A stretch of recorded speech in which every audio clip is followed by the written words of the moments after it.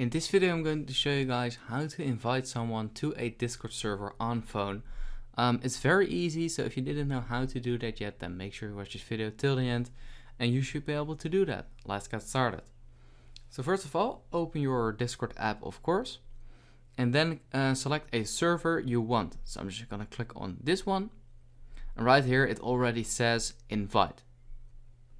And then what you can do, you can just share the link like this and just click on copy or share it via WhatsApp, Discord, Gmail, Snapchat, what you want. But what is even better to do is click on this settings icon and set a time, an expire time. So you can choose 30 minutes, 1 hour, 6 hours, 12 hours a day, or click on never.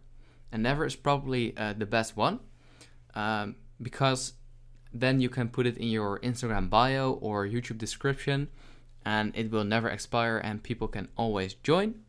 Once you've clicked on never, click on save and then click on share link and copy it and go to, for example, as I just said, to your Instagram bio and paste it in there, or just go to a chat and paste it in there as well.